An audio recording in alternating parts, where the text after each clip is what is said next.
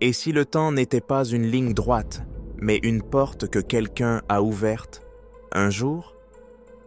En 1941, une silhouette habillée comme si elle s'était échappée de notre siècle apparaît sur une photographie prise depuis un pont canadien. En 1950, une rue de New York devient le théâtre d'une tragédie lorsqu'un homme habillé au 19e siècle entre en collision avec une voiture du 20e siècle. En l'an 2000, les forums Internet sont animés par les propos d'un inconnu qui prétend avoir vu le monde de 2036, un monde de guerre et de dévastation. Et en l'an 2003, Wall Street tremble des rumeurs d'un trader qui a fait fortune en un instant en connaissant l'avenir à partir de l'an 2256. Ces histoires sont comme des échos d'une autre dimension où le passé, le présent et l'avenir s'entremêlent. Qui sont-ils? Des visiteurs d'un autre âge, des maîtres de la tromperie ou des fantômes de notre imagination? Aujourd'hui, nous partons en voyage à travers les âges pour découvrir les secrets de ceux qui ont pu tromper le temps lui-même. Des photographies anciennes aux empreintes numériques, chaque indice nous rapproche de la réponse. Est-ce réel ou une illusion née de notre soif d'émerveillement? En novembre 1941, une foule d'habitants se rassemble dans la petite ville canadienne de Goldbridge, dans la province de Colombie-Britannique. Ils sont venus pour l'inauguration du South Fork Bridge, reconstruit après une inondation dévastatrice l'année précédente. Certaines des personnes de présentes cliquent sur leur appareil photo, immortalisant l'instant. Des hommes en costume strict et fedora, des femmes en robe modeste. Une image typique du début du XXe siècle, les années 40. Mais des décennies plus tard, cette même photographie deviendra l'objet de débats passionnés et de mystères. Au centre de l'attention, une personne, un jeune homme dont les vêtements et le comportement se distinguent parmi des autres, comme s'il était tombé d'une autre époque. Cette photographie est tombée dans le domaine public pour la première fois en 2004, lorsque le Bralorne Pioneer Museum l'a incluse dans son exposition Their Past Lives Here, leurs vies passées ici, organisée avec le soutien du Musée virtuel du Canada. La photographie est restée un simple artefact historique jusqu'en 2010, lorsqu'elle a été numérisée et publiée sur l'Internet. C'est alors que les internautes l'ont remarqué. Le homme du futur. À première vue, il ressemble à un extraterrestre du 21e siècle. Des lunettes de soleil sombres, un t-shirt avec un logo et un appareil photo compact dans les mains. Autour de lui, tout le monde était habillé dans l'esprit du XXe siècle, les années 40. Costume, strict, chapeau, long manteau. Naturellement, l'Internet a explosé de théories. S'agit-il vraiment d'un voyageur temporel tombé accidentellement dans l'objectif? Les rumeurs ont fait boule de neige. Certains l'ont qualifié de hipster du XXe siècle et des années 40, d'autres de véritables preuves de l'existence des machines à voyager dans le temps. Des sites comme Fark et Boing Boing se sont emparés de l'histoire, publiant des titres tels que « Un voyageur du temps filmé en 1941 ». Des forums comme Reddit se sont remplis de discussions. Certains ont fait valoir que ces lunettes étaient romées, trop modernes. D'autres ont pointé du doigt le t-shirt imprimé. Après tout, ce genre de choses n'existait pas au XXe siècle, ni dans les années 40. Et l'appareil photo? Pouvait-il y avoir de si petits appareils dans ces années-là? Tout cela semblait parfait pour les amateurs de mystère et de conspiration. Pourtant, des chercheurs et des sceptiques ont rapidement entrepris de faire toute la lumière sur ce qui avait donc été capturé sur la photo. Ils ont examiné chaque élément de l'habillement et des accessoires de cet homme mystérieux. Des lunettes de soleil? Il s'est avéré que de tels modèles, avec protection latérale, sont apparus au XXe siècle, dans les années 20.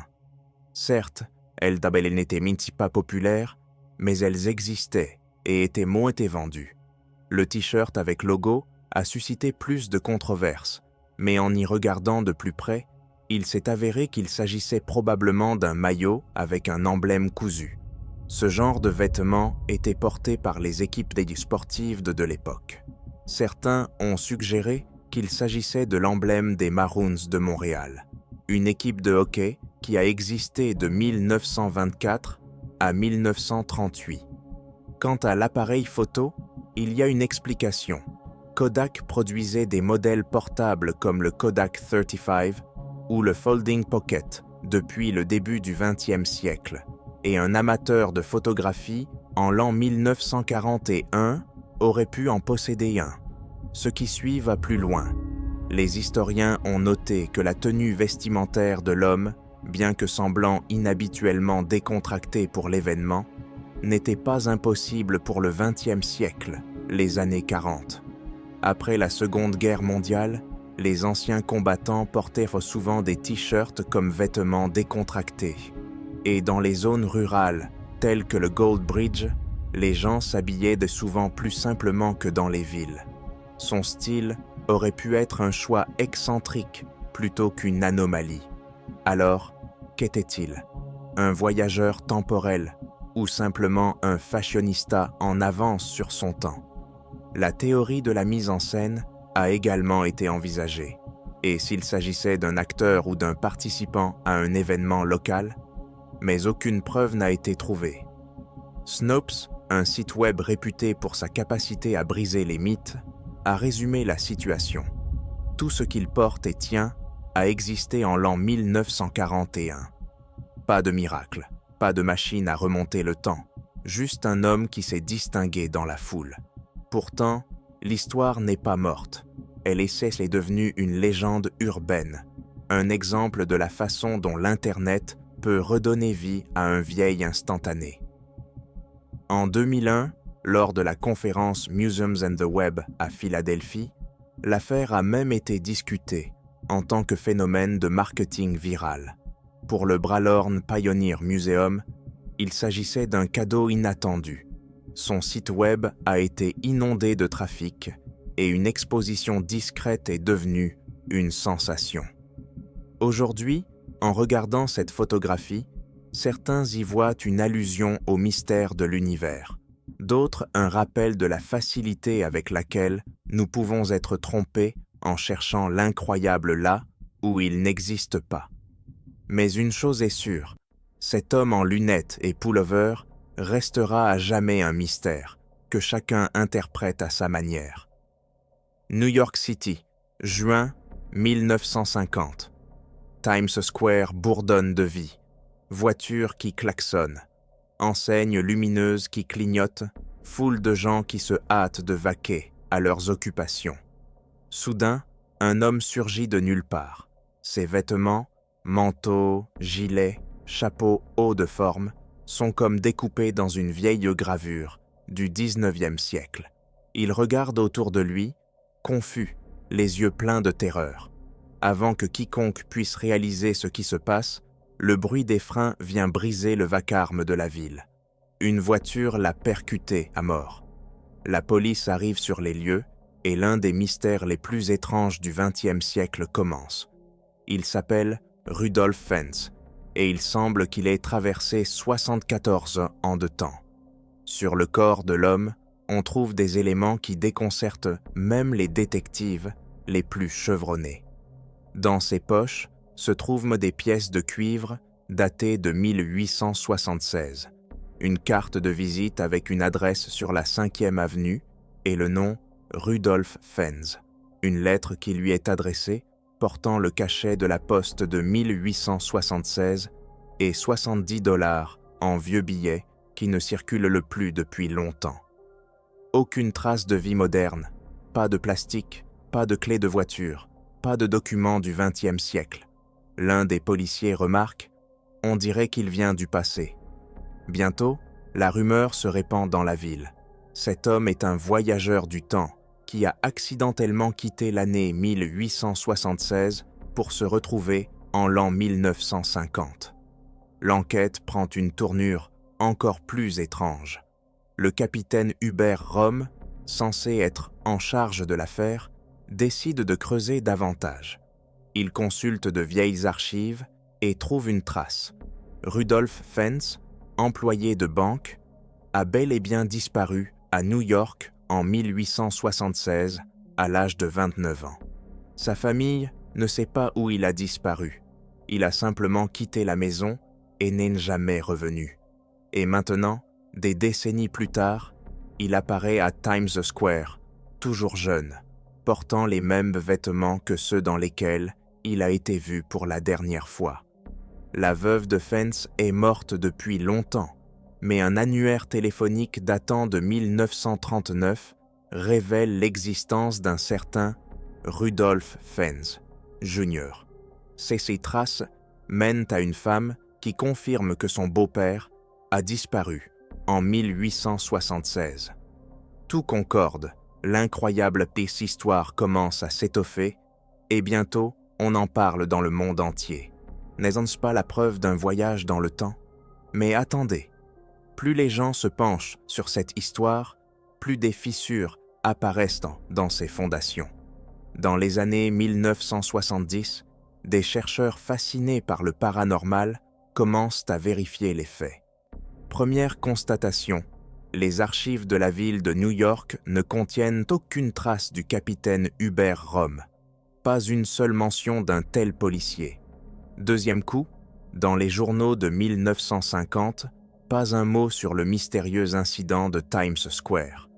Troisièmement, le nom de Rudolph Fentz n'apparaît dans aucune liste réelle de personnes disparues en l'an 1876. Les annuaires téléphoniques, les archives, les témoignages, tout ce qui était censé corroborer l'histoire se dissout dès qu'on y regarde de plus près. Mais qu'est-ce que c'était? La réponse arrive dans les 2000 ans, lorsque le chercheur Chris Obeck se penche sur la piste littéraire. En 1951, le magazine Collier's publie une nouvelle de Jack Finney intitulée « I'm Frightened ». Elle décrit un cas presque identique. Un homme vêtu de vêtements du 19e siècle apparaît à New York dans les années 1950. Il est renversé par une voiture et on retrouve de vieilles pièces de monnaie, une lettre et une carte de visite. Finney, connu pour ses histoires fantastiques de voyage dans le temps, comme le roman Between Two Times, a créé cette histoire comme une œuvre de fiction. Mais comment cette histoire est-elle devenue réelle? En 1972, l'écrivain de science-fiction Ralph Holland l'a relaté dans le magazine Pursuit comme un incident supposé véridique en supprimant toute référence à Finney. À partir de là, l'histoire s'est retrouvée dans des livres sur le paranormal, comme Strangeness of Our Time de William Corliss, et a pris de l'ampleur. L'Internet n'a fait que jeter de l'huile sur le feu. Dans les années 1990 et 2000, des forums et des sites web comme Above Top Secret ont présenté Rudolph Fentz comme un fait irréfutable. Certains prétendent même avoir vu des preuves dans de vieux journaux, mais personne ne les a jamais produites. En 2007, le journaliste allemand Paul Zagradsky a finalement démoli le mythe en examinant les sources primaires et en confirmant qu'il s'agissait d'une pure fiction, issue de l'histoire de Finney. Même le nom Rudolph Fentz s'est avéré ne pas être une coïncidence. En l'an 1876, un homme portant un nom similaire vivait effectivement à New York, mais il n'a pas disparu et il s'est décédé de mort naturelle bien plus tard. Tout a commencé en novembre, il y a 2000 ans, lorsqu'un nouvel utilisateur est apparu sur le forum Internet peu connu du Time Travel Institute. Il s'appelait John Titor et prétendait une chose incroyable. Il était un voyageur temporel arrivé en l'an 2036 à bord d'une machine à voyager dans le temps, construite dans une Chevrolet Corvette, vieillard de 1987 ans. Sa mission? Récupérer un vieil ordinateur IBM de l'an 1975, déboguer des programmes pour l'avenir et dire aux gens du début du XXIe siècle ce qui les attend. À une époque où l'Internet était encore jeune et plein de mystères, ces mots ont résonné comme un coup de tonnerre. Bientôt, les forums s'enflamment. Qui est cet homme et peut-on lui faire confiance? John Titor n'était pas un fantaisiste. Il écrivait en détail et avec assurance, comme s'il savait vraiment de quoi il parlait. Dans ses messages, il décrit son appareil de voyage dans le temps, le C204 Gravitational Distortion Unit, créé par General Electric dans le futur. Il a même publié des schémas et des photos. Une étrange boîte métallique avec des boutons montés dans la machine et un manuel d'instructions imprimé sur du papier avec le logo de GE. Titor prétendait que l'appareil créait des microsingularités, de minuscules trous noirs qui déformaient dans l'espace-temps et permettaient de voyager d'une époque à l'autre. Son style est sec, technique, presque scientifique, ce qui ne fait qu'attiser l'intérêt. Puis, il s'est mis à prédire l'avenir. Il a d'abord parlé de son époque, l'an 2036. Les États-Unis, dit-il, ont connu une deuxième guerre civile de 2004 à 2015, qui a commencé par des conflits sur les droits et les libertés après l'élection de 2004. Le conflit a divisé le pays en 5 régions et Washington a été détruite. En l'an 2017, selon Titor, la Russie a lancé une attaque nucléaire sur l'Amérique, l'Europe et la Chine, faisant des millions de victimes. Le monde de l'an 2036, décrit par Titor, était rude. Les gens vivaient dans de petites communautés, cultivaient leur nourriture à la main, et la technologie, bien qu'elle existât, était limitée. Il l'a appelé « le monde après le jour N », le jour de la catastrophe nucléaire. Mais Titor ne s'est pas contenté de faire peur. Il a donné des dates et des événements précis. Par exemple, il a prédit qu'en l'an 2001, une « maladie de la vache folle » serait découverte aux États-Unis et que les Jeux olympiques de 2004 seraient les derniers pour de nombreuses années en raison de la guerre imminente. Ces messages ont été publiés entre novembre 2000 et mars 2001 sur les forums Time Travel Institute et Art Bell's Post to Post. Titor affirme être né en 1998 à Tampa, en Floride, et avoir 38 ans en 2036. Il a servi dans une unité militaire qui l'a envoyé dans le passé. Pourquoi 2000 ans? Parce qu'il aurait fait une halte pour rendre visite à sa famille en 1998 et qu'il se serait coincé au début des années 2000 pour une mission chez IBM. Il a expliqué que cet ordinateur avait une fonction secrète, déboguer les anciens langages de programmation comme APL et BASIC, ce qui était vital pour l'avenir. En mars 2001, il a écrit un dernier message. « Mission accomplie, je rentre à la maison » et a disparu du radar de l'Internet. Au début, son histoire semblait trop folle pour être vraie, mais les détails, diagrammes, photos, termes techniques ont semé le doute dans l'esprit des gens. En l'an 2003, l'intérêt pour Titor a repris de plus belle lorsque ces messages ont commencé à circuler sur des sites tels que Above Top Secret et Anomalies.net. L'émission de radio Coast to Coast AM avec Art Bell a jeté de l'huile sur le feu en discutant de ses prédictions. Les gens cherchaient des traces de ses paroles dans la réalité. Oui, en 2003, des cas de vaches folles ont bien été découverts aux États-Unis, mais il s'agit d'une coïncidence trop générale. Mais la guerre civile, en 2004, rien de tel ne s'est produit. Des élections ont été organisées, provoquant des controverses, mais le pays est resté intact. Les Jeux olympiques d'Athènes de 2244 ont eu lieu, comme tous ceux qui ont suivi. Une attaque nucléaire en 2017? Le monde a poussé un soupir de soulagement lorsque la date est passée sans catastrophe. En 2010, il est trop clair que John Titor s'est trompé. Aucune de ses principales prédictions ne s'est réalisée. Les chercheurs ont commencé à creuser l'histoire. En 2003, un avocat de Floride nommé Larry Haber a créé la John Titor Foundation, et son frère, un ingénieur nommé Maury Haber, était étrangement doué pour les détails d'IBM, la fonction de débogage dont parlait Titor. Cela a donné lieu à une théorie. Les frères Haber pourraient donc être à l'origine du canular. D'autres ont pointé du doigt l'écrivain de science-fiction Robert Todd Carroll, voire le travail collectif de quelques passionnés. En l'an 2009, un documentaire du réalisateur italien Luca Cassetta, John Titor, Time Traveler, a tenté de découvrir la vérité, mais n'a pas non plus apporté de réponse définitive. Aujourd'hui, John Titor est considéré comme l'un des canulars les plus célèbres de l'Internet. Son histoire est un mélange de fiction ingénieuse et de l'appétit humain pour les miracles. Des schémas de machines à voyager dans le temps, un faux inspiré de la science-fiction. La photo? Très probablement une mise en scène. Mais même après toutes ces années, Titor reste une légende. En 2017, alors que la guerre nucléaire n'avait pas encore eu lieu, les fans se disputaient encore. Pouvait-il venir d'une autre ligne temporelle? Ou bien, ces avertissements ont-ils changé l'avenir? La réalité est plus simple. C'est un jeu qui a captivé des millions de personnes.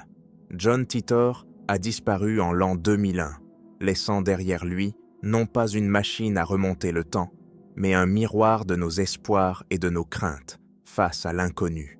New York, janvier 2003. Le monde de la finance est en ébullition. Un homme dont les succès semblent impossibles est en train d'émerger à Wall Street. Andrew Carlson, un homme de 44 ans sans passé, investit seulement $800 dans des actions et les transforme en 350 millions en 15 jours. Il effectue 126 transactions risquées, toutes gagnantes. Les agents fédéraux de la Securities and Exchange Commission, SEC, n'en croient ni pas leurs yeux. La chance n'est pas au rendez-vous. Ils l'arrêtent le 28 janvier, soupçonnant un délit d'initié, mais la suite des événements va tout bouleverser. Carlson ne nie pas les accusations. Il fait une confession de 4 heures, affirmant avoir voyagé depuis l'an 2256 dans une machine à voyager dans le temps, armé de connaissances sur le marché futur. L'histoire ressemble à de la science-fiction. Carlson explique aux enquêteurs qu'à son époque, les hausses et les baisses des marchés boursiers font partie de l'histoire publique, comme dans un manuel scolaire. Il admet « C'était trop tentant pour résister. Je voulais le faire naturellement, en perdant ici et là pour ne pas paraître suspect, mais je me suis laissé emporter. » Pour prouver son point de vue, il propose un marché, révéler l'emplacement d'Oussama Ben Laden et un remède contre le sida en échange de la liberté et d'un retour dans sa machine à voyager dans le temps. Il refuse cependant de dire où elle est cachée, craignant que la technologie ne tombe entre de mauvaises mains. Les agents de la SEC sont choqués. L'un d'eux déclare « Nous ne croyons pas ce type, soit il est fou, soit c'est un menteur pathologique. Mais comment expliquer son succès? Ce n'est pas de la chance, c'est quelque chose de plus. » Le mystère était d'autant plus grand qu'on ne trouve aucune trace de l'existence d'Andrew Carlson avant décembre 2002. La nouvelle fait l'effet d'une bombe dans les médias. Le 25 février 2003, le tabloïd Weekly World News publie un article intitulé « Time Traveler Caught for Insider Trading ». L'article est repris par Yahoo News dans la section divertissement le 19 mars et est bientôt repris par des magazines et des journaux du monde entier. Carlson fait sensation. Le 29 mars, un mystérieux bienfaiteur lui verse une caution d'1 million de dollars et, le 3 avril, il doit se présenter à une audience. Mais ce jour-là, Andrew disparaît, sans laisser de traces, comme s'il s'était volatilisé. Le Weekly World News écrit plus tard « Le voyageur du temps s'est échappé » et les rumeurs selon lesquelles il serait retourné dans le futur ne font que s'amplifier. L'Internet s'enflamme de théories. Certains le qualifient de génie, d'autres d'imposteur. Certains le comparent même à Biff, de Retour vers le futur, qui s'est enrichi en connaissant les résultats des matchs sportifs. Mais les sceptiques commencent à creuser. La SEC et le FBI nient officiellement l'existence d'une telle affaire. Les archives ne font état d'aucune arrestation, ni d'aucune trace d'un homme nommé Andrew Carlson. Wall Street est silencieuse. Aucun trader ne confirme ces événements. C'est alors qu'un indice apparaît. Le Weekly World News n'est pas une publication sérieuse, mais un tabloïd satirique connu pour ses histoires fictives d'extraterrestres, de Batman Halfman et d'autres fictions. Leur propre politique stipule que les articles peuvent être fictifs et les noms peuvent être accidentels. Le lecteur doit se défaire de son incrédulité pour le plaisir. La révélation ne tarde pas. Snopes, un site de vérification des légendes urbaines, confirme. L'histoire du Carlson est une pure fiction, née dans la salle de rédaction du Weekly World News. Pas de documents, pas de témoins, pas de 350 millions. Même la photo de Carlson dans les différents articles montre des personnes différentes. Alors, pourquoi cette histoire est-elle devenue virale? Yahoo News, en la publiant sans l'identifier clairement comme une fiction, lui a donné l'apparence de la vérité, et l'idée d'un voyageur temporel s'enrichissant en bourse était trop tentante pour être oubliée. En 2003, l'Internet est encore jeune, et les rumeurs se répandent comme une traînée de poudre. Aujourd'hui, Andrew Carlson est un symbole de l'amour humain pour le mystère. Pas de machine à remonter le temps, pas de millions, juste une fiction talentueuse qui a trompé des milliards de personnes. Mais même des années plus tard, certains murmurent. Et si, après tout, il était bien réel et qu'il s'était simplement bien caché?